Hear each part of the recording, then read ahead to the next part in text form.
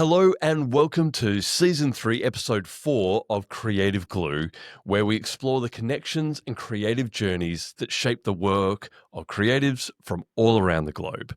I'm your host, Scott Robinson, and today I'm joined by Mauricio Rubenstein, an Emmy Award-nominated director of DOP, or a director of photography, with a remarkable career spanning film, television, and independent cinema. Born in Mexico City and trained as an industrial designer, Mauricio's path to cinematography wasn't linear, but it was certainly meant to be. From his early days in still photography to working on films like Bernard and Doris, and acclaimed TV series such as Power, Gossip Girl, and Power Book Form Force, Mauricio has built a body of work known for its visual flair and technical brilliance. Thanks so much for being here today. And I'd love to start with your journey, I suppose, how you found your way into cinematography and how creativity has guided you along the way. So maybe if we take it all the way back to where you were and what it was like as a child and when you did first sort of realize that you were drawn to visual storytelling. Okay, well, a pleasure being here. I think I discovered the pleasure of storytelling much later in my life when I really started to work on storytelling. After I graduated from industrial design, one of the jobs or the kind of work that I was getting a lot was tape and slide presentations for industry, where I was basically using photography and editing pictures and putting sound to it, and that really attracted me a lot. Uh, and images have been in me since my childhood. My mother was a sculptor. I spent endless hours watching her work, create volume objects, and my father had a printing factory, and that is probably something that influenced me also a lot, because I always found it really magic how you could transport one image from an original drawing or photograph to be printed on paper or surface and create that reproduction. And casually, a couple of days ago, I took my daughter to see this movie called French Cancan from Renoir, where one of the leading actors is Maria Felix, who was one of the most outstanding, or if not the most outstanding, Mexican actress ever.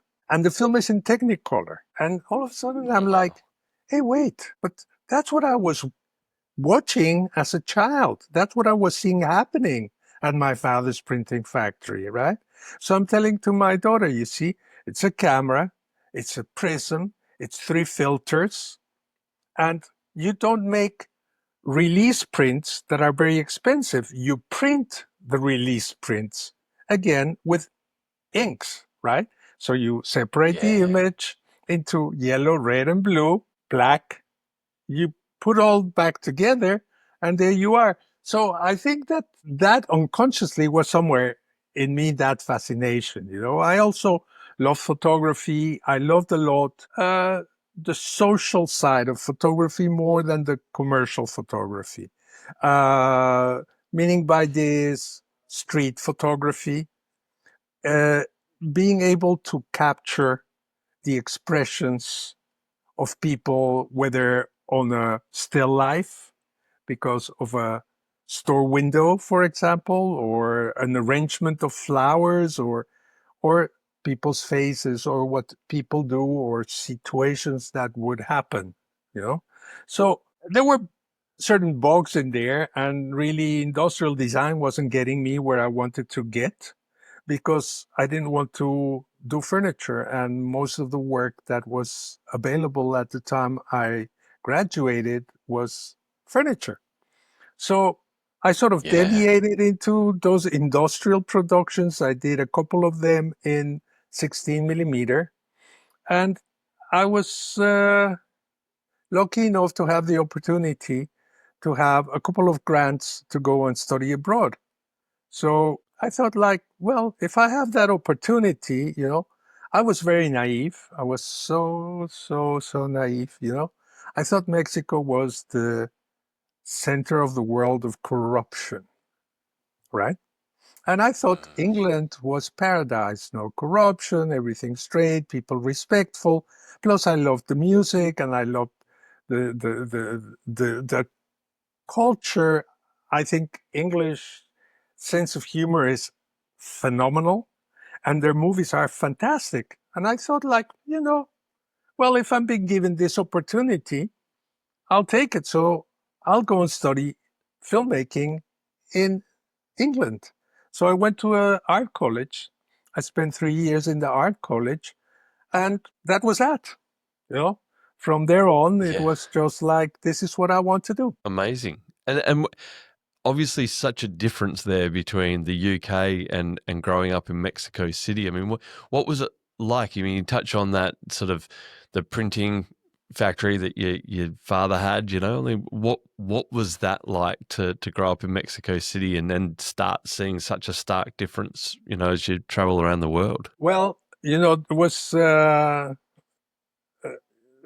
curiously, it happened that uh, when I was studying in England, there was one occasion that there was a important person from I don't remember if it was, I think it was culture, the Ministry of Culture of Mexico. He was in England, and they invited a lot of us students, Mexican students in England, to have a conversation with him. And everybody was saying, like, oh, yeah, but in Mexico, you drop at anybody's home at any time and it's party and they put water in the soup and everybody eats. And here they close their door. You have to make very clear appointments and they won't share and they whatever. So it's a total cultural shock. And then one guy Mm. raises his hand and says, the cultural shock was going back from England to Mexico. That's where the real cultural shock Yeah. happened. Things change, you realize that we're humans. We all have our things, but in some Mm. places, certain things are hidden and certain things are not. And there's a little bit more of this or a little bit more of that. But, I grew up in a Mexico that was absolute paradise. You know, Mm. it was absolute paradise. As a child, 4-year-old child, 5-year-old child, I could go play out on the street. Nobody would worry about me. You know, Yeah. my grandmother, who came from the Ukraine, she was a very avid cook. She was the oldest child in the family. She had to help her family, her mother, with the brothers and the sisters, and her way was the kitchen. So when she was in Mexico, she would cook for the whole family. It was eventful, but it was what she loved to do. They would herd turkeys to her front door because in the back of the house, in the yard, she had a huge cage with chicken and duck and turkey that she would fatten up herself and sacrifice, right? I don't know. I don't know. I mean, how could you do that today in Mexico City? Would be just absolutely impossible, right? But way back then, they were this Yeah. two men with one dog and 40 turkeys walking through the city to sell them. You know, you Wow. could you could see at the distance. It was safe. Now there's a pollution, there's traffic. Going from one spot to another is 2 hours, right? Public transportation remains complicated. So you come to England, to a place where, again, I'm talking about a golden age of England, right? Mm. The Yeah. Beatles and all those rock bands and all those artists that were breaking barriers. And that was not happening in Mexico. The new wave of Mexican cinema happened much later, but not as I was growing up, right? And listen, I don't know if you've seen the movie Roma, but that's the neighboring neighborhood from where I grew up. So Guaron and I were stepping on the same streets, but there's an age difference, right? So he was part of it Yeah. and I was ahead of it, you know? So Yeah. I miss that. I miss that. Maybe if I had stayed in Mexico, I would be part of that. Maybe not. I don't know. But life and the path took me somewhere else. So after I finished the college in England, uh, I met my first wife while I was there. She's a, a textile designer, and she's from Amsterdam. And again, I didn't have the like.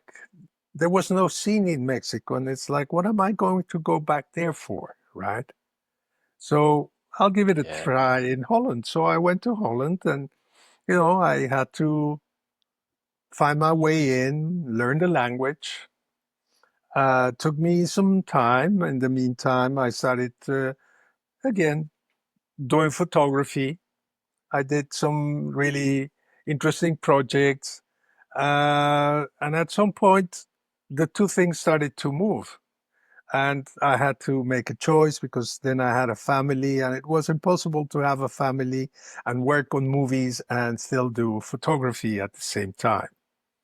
So my last exhibit, I was invited to the Cuban Biennale, and I said, well, this is a good way to finish it. And that's where I finished it, and maybe another day I'll pick it up or maybe never. But That's yeah, then incredible. well, we are all go through things. No, it's amazing, and obviously you've had so many experiences that you've traveled the globe. I'm curious, if you've ever felt throughout that journey that you took, a big risk through that process. I mean, giving up something there, perhaps, or is there something else that you've really taken a risk on throughout that career? Yes, many, many. I don't know. Look, I don't know exactly what the definition is of a wandering Jew, but maybe that's who I am, a wandering Jew. I mean, both my parents are not born in Mexico. My father came from Poland when he was 25 years old. My mother came from the Ukraine when she was 5 years old. Both of them were refugees. I left. I don't think I'm ever going to go back. I'm moving through the world. All I can say is, in many ways, it's been very exciting and it's kept me on my toes. But on the other side, I say I've scattered too much luggage around. And when you're young, it's a lot of fun, right? But as you start getting older and Yeah. there's still certain responsibilities there, it becomes a little bit more complicated. But, it's where Yeah. things took me. And I feel that, you know, people ask me, where are you from? Because they cannot place my accent. And I say, well, I Mm. learned both Spanish and English, Spanish from Mexican and Spanish teachers, English from American and English teachers. I lived in Mexico, I lived in Holland, and I live now in New York. I don't know. It's a mixture of everything, right? And I think that visually and creatively, it's also that, uh, Mexicans are very inventive and resourceful. So besides the fact that in my cinematographer's career, I'm making use of a lot of the things I learned as an industrial designer. So Yeah. much in my beginnings as now, you know, because I can tinker things. And if I don't have, when I was doing in the beginning little movies and so, I was building my lamps sometimes because that was the only Wow. way to be able to make those kind of little things I wanted to do for the money we had, right? Yeah. Um, but I can build structures. I have a sense of perspective. I have a sense of composition. So, and like I say, in Mexico, when I was growing up, you wanted to have Volkswagen Beetle if you were going to be traveling around the country. Because that was a car that any mechanic in any place, if it would break down, they would know how to fix it. You know, and sometimes they would fix it by putting a piece of cork in there and telling you, well, when you get to a place where they have the spare, then you put the real spare. But for now, it's a piece of cork, right? So, Yeah. Bit you of know, pantyhose for a fan belt. yes, yes, yes. That's how Mexicans are, you know. They, you know, here in America, those things are not allowed. They don't happen, but there in Mexico, Yeah, it goes, you know. So I remember one of the I love first it. movies I did here, a very low budget movie. Uh, I had this night sequence with two guys in a car driving. I was in Atlantic City and outside the area where all the casinos are. So you're in the dark. You're basically in the dark. So it's like, okay, so how am I going to light this? So I thought, like, okay, next to my lead car where I am with the camera, I'm going to have a pickup truck. And in the back, I'm going to put three lamps and I'm going to put a generator. And one lamp is going to go to the very back, deep end, another one a little bit to the side above the hood of the car, and the other one is going to give me a little bit of light on the driver and the passenger, right? And then I have the natural street lamps that will give some Mm, hits. So I yeah. did that, and it worked. And that Wow. day, it so happened, you know, you see shadows. Yes, of course you see shadows, but you're in movement. You don't know where those shadows are coming from. And you're not reading them because they're half out of focus in the background. And you're looking at the actors. And if you're not looking at the actors, you've lost it, right? Because that's where the Yeah. attention goes. But that day, it happened to be that I had, as a camera assistant, a fantastic focus puller who used to work with Gordon Willis. And when he saw that, he says to me, my God, I never saw Gordy doing something like this. And I saw him doing a lot of things. And I'm like, because he was not Mexican, you know? Yeah. Because because he did a lot of things, but he didn't have to come up with those kind of shoestring solutions, you know? Yeah. There's something in that about, I suppose, um, that when you don't have everything at your fingertips, it's often when you become your most innovative, I think, because I think you so. can't throw resources at it. So you have to throw thought and ideas and creativity at the problem rather than money. Yes, and there are some people who can do it, and there are some people who freeze in fear. Yeah. So, you know, I think that through, again, through my life, through my experiences, I'm constantly picking up little things, little details that just become part of what I'm doing. I haven't finished learning, and I hope Mhm. that I keep on learning for as long as I continue doing what I do. Because Yeah. I don't I don't want to get stuck onto doing the same thing over and over again, day and day and day and day and day. You know, when I do 3, 4 seasons of a show, I cannot do big changes because you already established the language and you have Yeah, to keep it right. But definitely. I do things like, hey, in season 2, because this is something also that is a very interesting subject of creativity, is how does a cinematographer or a director of photography express the color of night, right?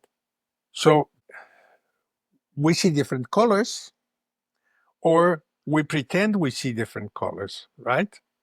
And also the reality is changing because now the streets have different sources than what they used to have 5, 6, 8 years ago, because now everything is LEDs, right? Yeah, But, well, I think that sometimes it's got a little bit of green, sometimes it's got a little bit of blue, Sometimes it can be warm. Sometimes it should stay cool. So that's what I would be doing. You look at one season, the night has a specific main color, right? Or tonality. And so on, so on. So I cannot just stay doing the same thing every day. And the jobs I Yeah. like the most in the jobs I try to take and the conversations I have when I start a job is, do I have the freedom to explore and not the constraints of having to do the same thing over and over and over? And I've been lucky, you know, I've been lucky and I've been able Yeah. to play with things. And what I love about creativity in my profession is that I'm not the only one that is creating. I have a group of people and I learn from them and they have their own ideas and we try and see how those ideas can be incorporated and we all together paint the images that become the movie or the show or you know so Yeah, definitely. last job I did that you mentioned, Force in Chicago, I'm coming into a third season where things had already been kind of established, right? Uh, I was supposed to be doing that since season one, but things happened and I ended up just coming in on season three. But, you know, I had been struggling for a long time, for a couple of years, trying to see how, with film, when you would put a gel on a lamp, you would know what it would look like on your negative, right? Yeah. Sensors work differently. So I would put that same gel on the lamp and the sensor wouldn't read it and wouldn't read it and wouldn't read it. And you're saturating and it still doesn't read it, right? So the DIT says to me, have you ever tried playing with the color temperature? And I say, no. He says, oh, well, that's what I do. So he started going up and down with the color temperature till he says, okay, here's the color. So now let's work Wow. around how we clean the skin tones where we are, right? So you're moving your curve and you come to a clean skin color. And there you have the color you wanted to reproduce. For me, it was magic, right? For me, it's what, Yeah. So because different. so different because, you know, the, the world of digital cinematography has become so much different and it's so broad Yeah. that you really need to be now a geek to be able to handle everything, right? It's become so much more technical, I imagine, and it's because it's really interesting hearing you speak about lighting. It seems that's such a big um, part of what you bring to your DOP roles, as much as it's also a massive passion of yours about how to tell those stories by the way that the light works to create those moments. Yes, well, that that again is the way I came to where I am. You see, uh, there are three ways to come to be a cinematographer. Either because you say you're a cinematographer all the way from the very beginning, or because you go through the camera department and you go up, or because you come through the lighting department and you go up. So I came up through lighting. I was a lamp operator, and then I got a break to be a gaffer. And from being a lamp operator, I was strong as a bull. And then I became a gaffer and I started shrinking. All those muscles I had built from carrying equipment started to become less. And then one day I said, well, that's that. Now I'm a DP, right? So I went on and I became a DP and I've shrunk a little bit more in my muscles, not in my mind. But yes, for me, And this is again a very interesting question and always a source of disagreement between DPs. What's more important, the light or the framing? And I think that both of them are equally important, right? Because you can have a Yeah. very good frame, but if you don't have the mood, it doesn't, or if it's not well lit, it doesn't have the impact. And if something is well lit but doesn't have the storytelling to it, because operating is not just the framing, right? It's the storytelling. So what I say to my operators, I don't want the shot. I want you to tell me the story of what is happening through your camera. So you tell me the story. Be sure there's going to be parts that are going to be very useful and parts that are going to be not useful because we're not making a one camera show, right? Yeah. But in what you have to do is focus on storytelling, not just on placing the camera and see what happens, right? Yeah. And yeah, I think again, it's the two things, one and the other, and the correlation, and I cannot say that one is more important than the other. No? And And have you found that's changed over a period of time in terms of the craft that you saw in the early parts of your career to now with this shift to digitization that you talk about, and censors over film? Is there a propensity by people in the industry that you're surrounded with that this I will fix it in post, I will do that in post production, that everything, you don't have to worry about what we get. As long as we get the base sort of stuff in the camera, we'll do everything later. Because yes, I certainly come from, in our world of advertising, we see that. But I guess myself and some of my crew that have been around for a while, we certainly push ourselves back to sort of trying to get the best possible result we can in camera so that we have yes, the least amount of work to do in post. But yes. in our world, it's certainly moving more to we'll fix that in post. So I'm really curious if that happens in your world as well. Well, uh, depends. Doesn't happen with me. I'll go back to saying this. Uh, there's something that happened that I refer to as the MTV generation. The MTV generation was people all of a sudden going out to do shoots of video clips or following musicians or whatever, right? That everything was just on the fly, right? And they didn't have the true skills, or maybe not in the beginning. And I don't say all of them, but a large amount of them. And then they would come to the edit suite and they would say to the editor who was also acting as color corrector, give me looks, right? Give me looks. And there was libraries of looks, the look of this and the look of that. And even some of those looks permeated into television shows, right? Like the DP would just take that look, grab it, put it in there. So that created a culture, right? Where we fix it in post. And it's not that we Yep. fix it, we give meaning in post or character in post or make it look good in post. I don't, I cannot put myself to work that way.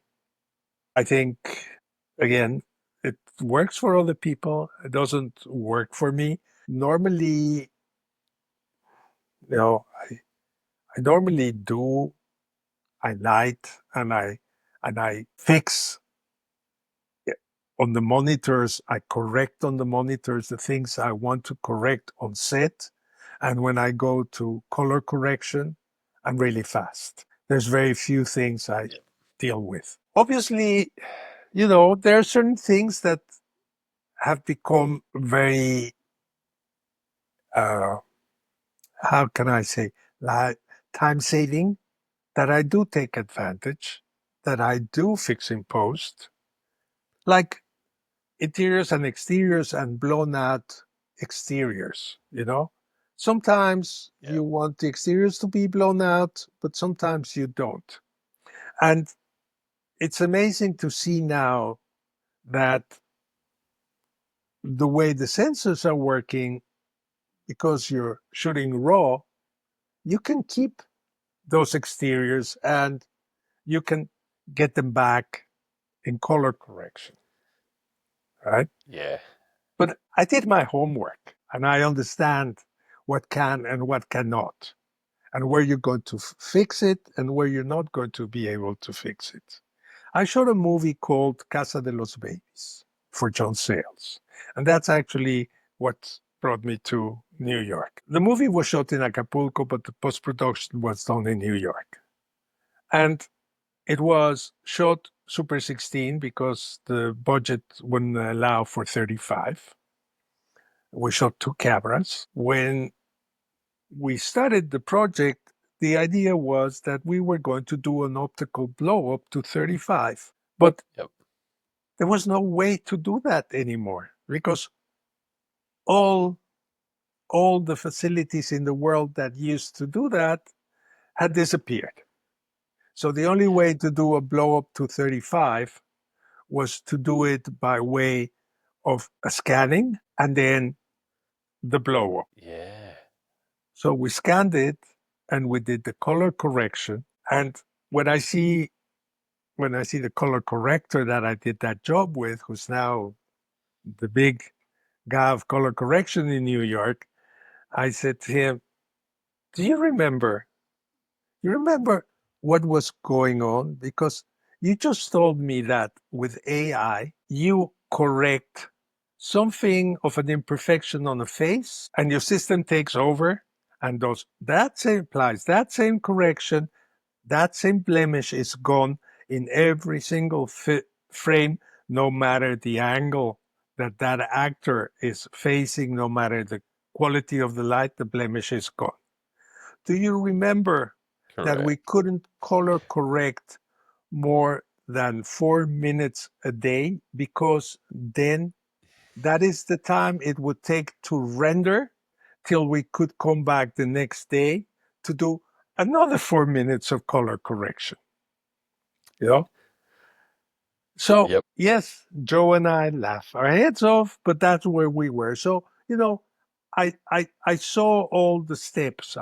I saw negative. I saw the pass from negative to analog for making prints or for broadcast or for you know uh, tapes, VHS tapes, and then I Yep. saw all the progression of analog to digital.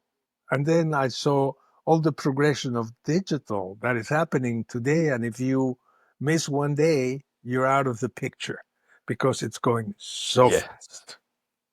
So, So so true. fast, you know? Again, I shot Bernard and Doris was shot with the first HD camera that was 780 lines of resolution. So about 50% of what an HD camera, a 2K HD camera has today, right? Yeah. So yeah, It's another world, it's another and it's world. progressed so fast. Yeah. Yes, yes, and the electricians now, their work has become easier, but the grips, their work has become harder, right? Because now the sources don't weigh so much, they don't pull so much electricity, so you don't have to put so heavy cable. But the lights go in all directions, so the grips have to be cutting and cutting and cutting and cutting. And again, I love that. It's challenges. I love challenges. I love directors who come and challenge me, right? So I mean, And on that, like where have those moments been that really test you? Whether that's technically, emotionally, creatively, like what is it that throughout your career maybe that have really tested you on that front? you mean tested me on the good way or the bad way? Wow, Because either. Either.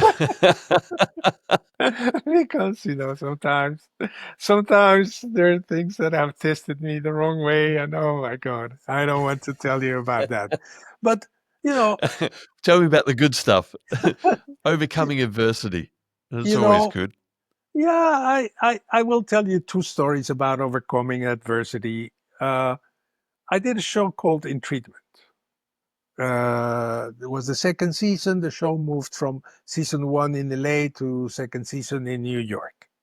I don't know if you're familiar with the show, but it's No. basically a therapist and his patients, and it's supposed to be one patient every day of the week, right? So the episodes go that way. You know, you get one of the patients that comes every week. Every time there's a broadcast, and then on the last day of the week, he himself goes to see a therapist. This is based on an Israeli show, and the lead actor, is there every day, and obviously he cannot be reading the scripts and learning the lines of tomorrow. He has to be on the lines of today, of right now. Yeah. And the show gets shot in a way that you shoot in one direction from the morning to lunch, and you turn around, you shoot the other direction from lunch to wrap. And there were other certain complications further on because one of the actors was coming in from Chicago. And it's not like you could do all the episodes of one actor and then not move to, no, they were coming in randomly, right? One day one, 2 days later the other, and 4 days later the other one, and so on and so forth.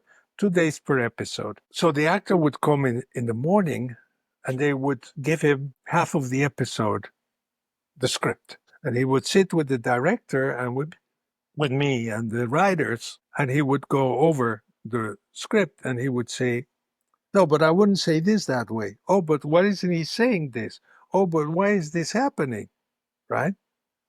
And we had a really hard 10 hours shooting day, including lunch, because the actor was on a strict 12-hour door to door.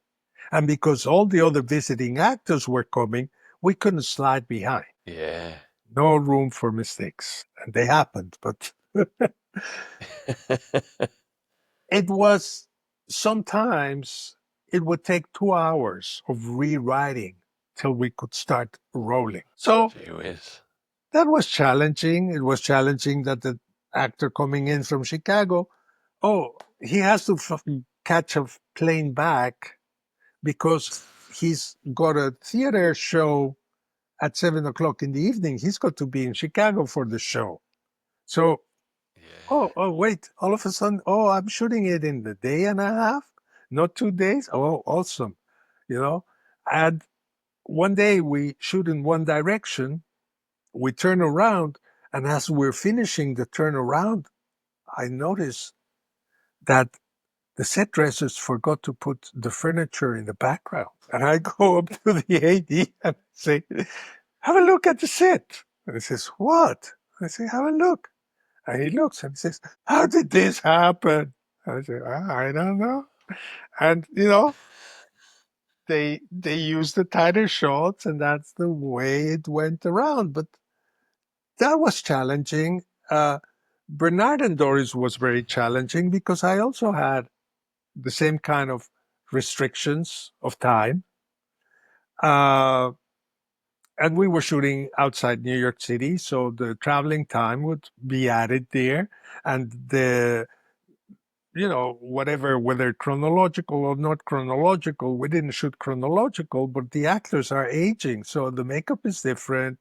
There's hair extensions. There's props under their clothing. And again, you're just like, all of a sudden I have to do my work in 4 hours. Yeah, it's challenging. So how do you remain creative? Wow. How do you do your work? How do you move your people? And Bernard and Doris, for 2 days before we start shooting, they tell me, because it's a museum, hey, listen, on the upper floor of the house, we cannot put much weight.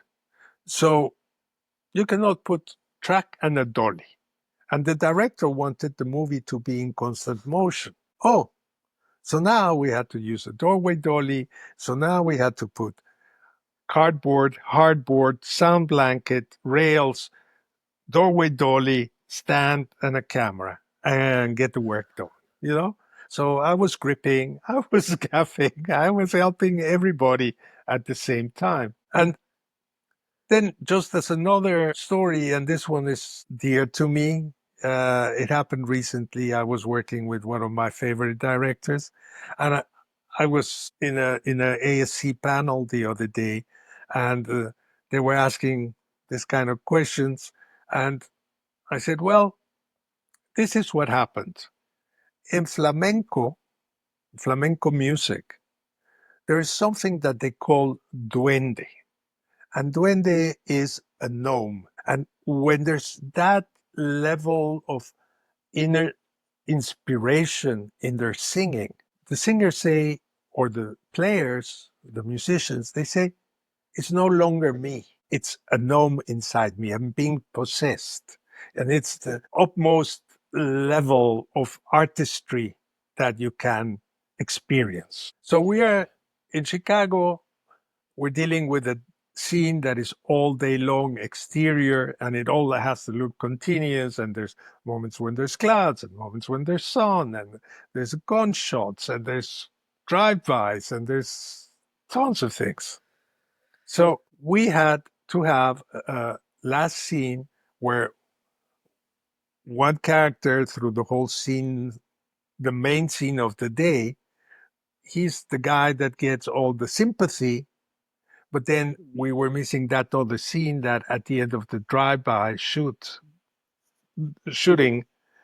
they kill him. So we have to discover him, and then we have to see the sorrow that everybody feels.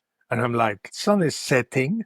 How the hell am I going to do this? You know, the some lights in front of the house with the sensors that were starting to glow, and it's like, this is not going to look like day with those lights on. So my gaffer says, we're going to put a lamp there.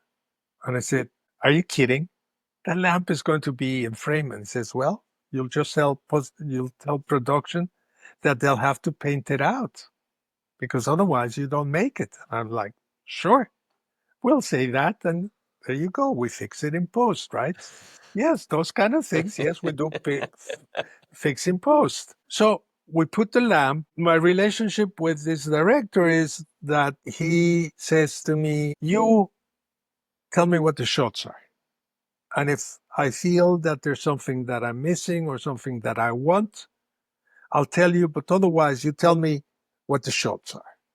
Okay, it's fine. I like doing that too. I have 3 cameras.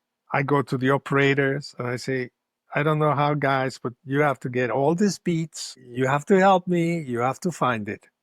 We'll get it there. We did 3 takes, and then we did some close-ups, and that was that. And I say, put a note on the camera report that the lamp is going to be painted out. Nobody saw the lamp. The lamp's not there. The lamp's not there. Wow. It was meant to be where the sun was shining. So it looks like the sun is shining. And because it's deep back and out of focus, you don't see that it's a square unit instead of a round unit, like the sun, right? And you don't see the Yeah. legs because of the out of focus just made it vanish, right? And because it's not Amazing. hitting the lens so hard, right? And there's no flares, no nothing, then you don't notice it. And I say to Robert, this was the gnome. Because on top of that, it's the best scene of the episode. It's got so much Yeah. emotion to it, you know. But the emotion is not the emotion of seeing the guy being dead. The emotion is the moment that God created in making this scene happen.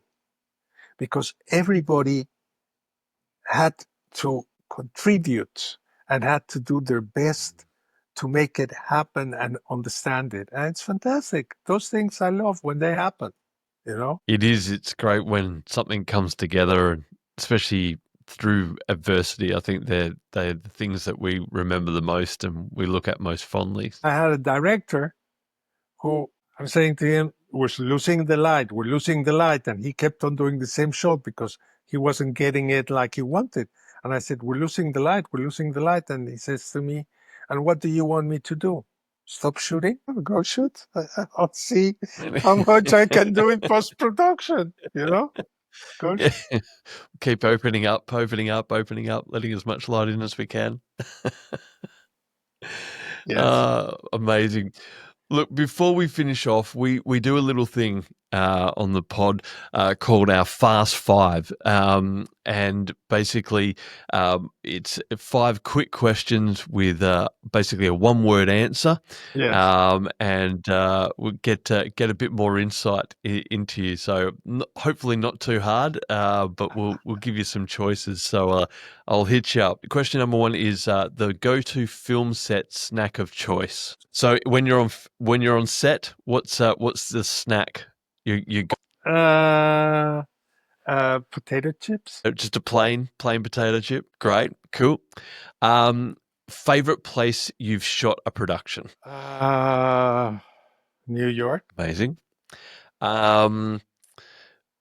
Which visual mood? You golden hour or neon night? Neon night. One director, dead or alive, that you'd love to work with? Kubrick. Excellent. And favorite film of all time? Woo. Oh God, it's very difficult. It's very difficult. I say one that is very close to me now because I've seen it a couple of times and so forth, so on. Midnight Cowboy. Amazing. I love it. Yes. I love it. Look, thank you so much for joining us today. It's been so interesting to hear your experiences and your insights. It's been wonderful. That's all we've got time for on this episode of Creative Glue, but join us next time as we continue to explore the creative glue that brings us all together. If you haven't already, check out the rest of the Creative Glue episodes available on our YouTube channel, Spotify, or Apple Podcast. Like, subscribe, and stay tuned to see who we'll have next on Creative Glue. Your ideas and my ideas will stick together like glue. 'Cause we've got the creative